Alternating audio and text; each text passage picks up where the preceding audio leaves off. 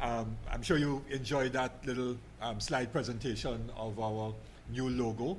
And I want to, as political leader, thank Akins Vidal, our party organizer, Andre Critchlow, and others who contributed to the development of the new logo. As you would have seen, I think, look at your faces, I think you would agree that it's a logo that's much easier for everybody to pick up and recognize, and the scales of justice stand out very, very clearly.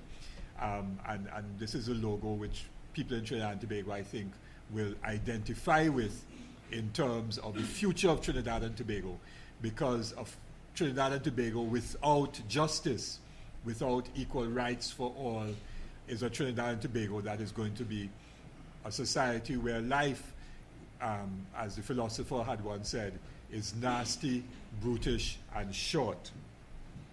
We want to address this morning just two main issues. As we know, coming up in the Parliament tomorrow is a debate on an amendment to the legislation that gives rise to local government bodies and the system of local government in Trinidad and Tobago.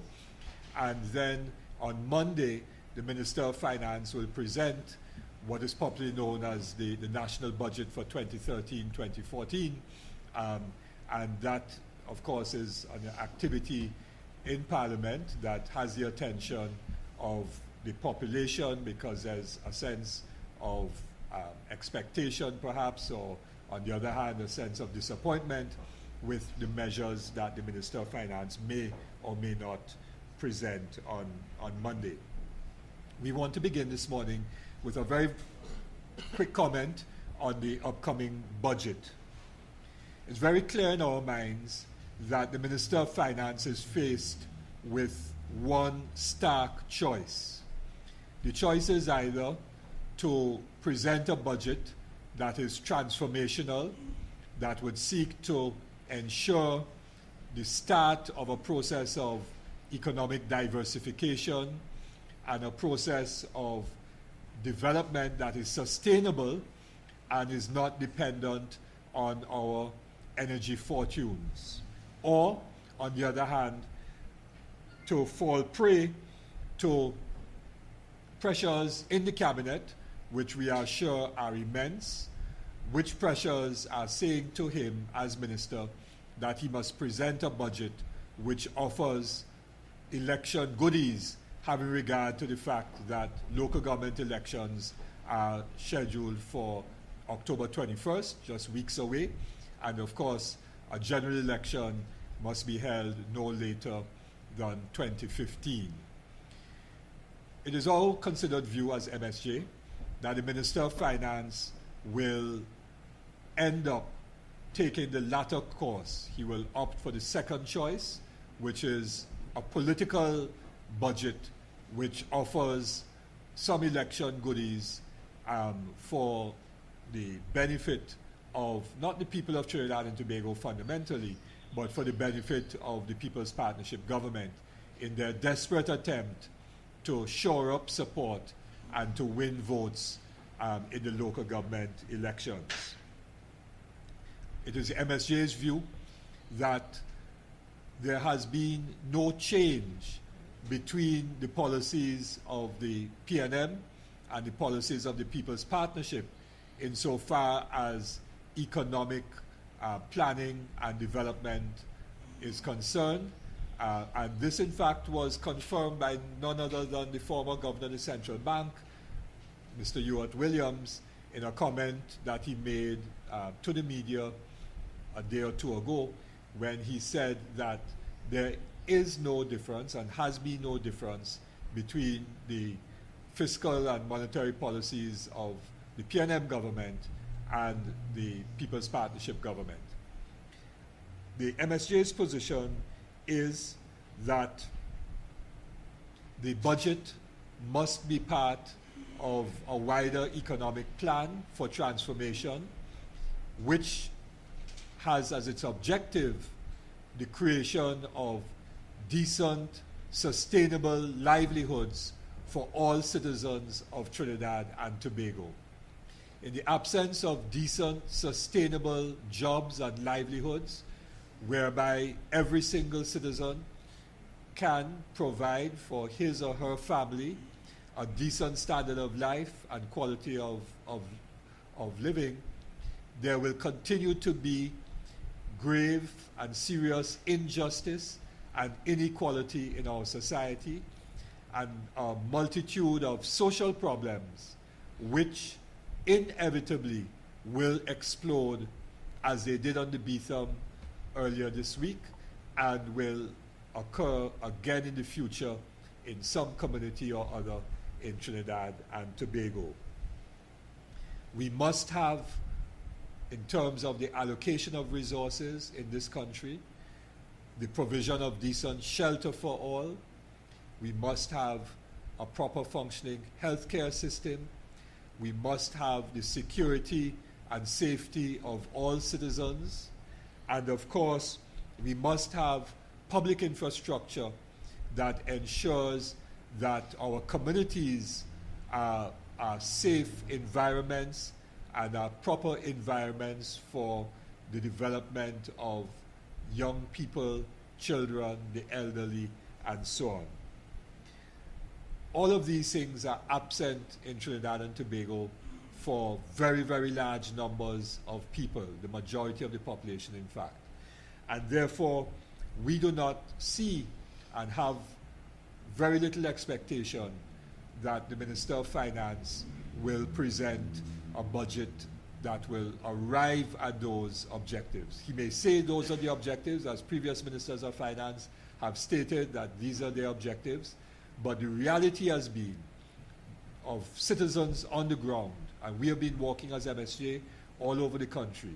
So whether it is in Caranage, in Upper Big Yard, or in Scorpion, or in Point Cumana, or in other communities in the West, whether it is in parts of Arima, in Dinsley, whether it is in Moruga in Sixth Company, or in Labre, or in Palo Seco and Santa Flora, and Point Forte, and so on, wherever we have walked, the majority of citizens are saying to us that the hundreds of billions of dollars that have been collected by the governments, successive governments, over the last 15 years, that those hundreds of billions of dollars have not resulted in a significant and proper improvement in their standard of living and quality of life.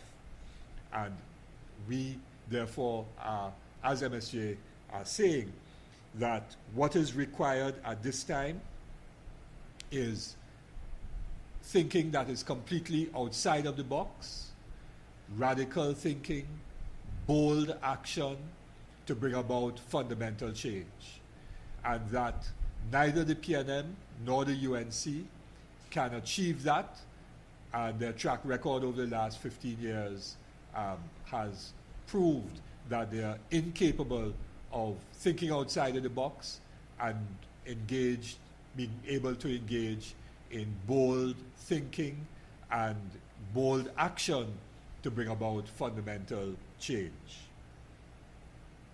The second issue that we want to address is that of local government. We heard as a country for the first time last week from the Prime Minister that the government proposes to change the system of selection or election of aldermen for the various local government bodies, regional corporations, borough corporations, city corporations, and that some kind of proportional representation system would be used. This is being touted as being a major democratic advance to allow citizens to directly elect the aldermen. It's being touted as major reform and so on and so forth. The MSJ's position is summarized in the following 3 points. There has been a non-existent process to bring about the proposed change. An announcement by the Prime Minister at a post-cabinet press conference that the cabinet has decided to change the way in which aldermen are to be elected 1 week before the legislation is brought to Parliament, with the expectation that the Parliament would pass it within a few days through both houses of Parliament, the House and the Senate, and for it to be made law prior to the October 21st local government elections is, in fact, not an advance on democracy, but is an attack on the democratic process.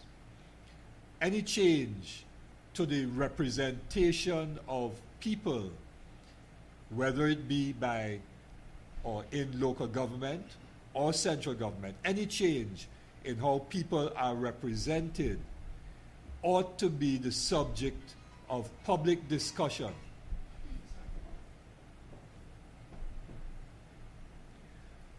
Any change in the way in which citizens are represented, whether it is through local government or central government, ought to be the subject of public discussion, widespread public discussion, because representation is not something to be treated in a cavalier or fly-by-night way.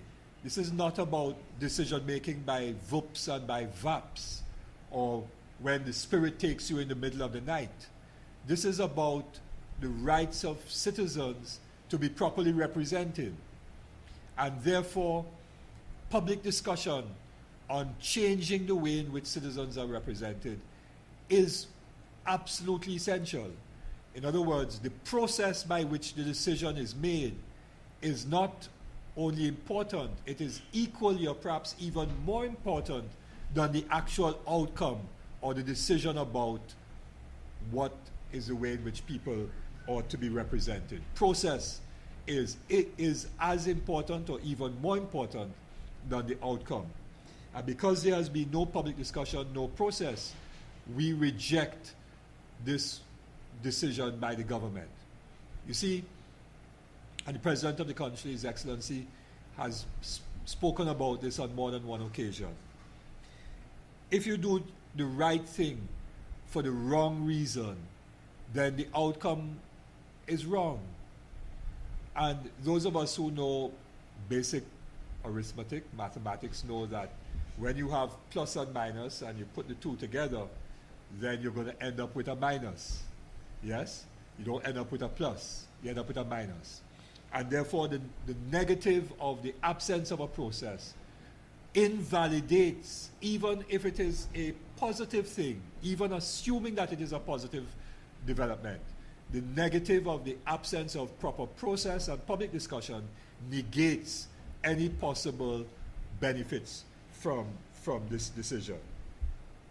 Secondly, this does not put more power in the hands of citizens. This does not strengthen local government, because no matter how many aldermen you may have, no matter how those aldermen are elected or selected, the reality is that if the resources available to the local government bodies, city corporations, borough corporations, regional corporations, if those resources still are controlled by central government, and in particular by the Minister of Local Government, then numbers in a corporation and numbers of aldermen mean absolutely nothing. And how they're elected is meaningless. What the MSJ proposes, and which none of the other parties are serious about, is changing the relationship of power between central government and local government, so that local government really and truly has power to make decisions and to effect those decisions in the interests of the communities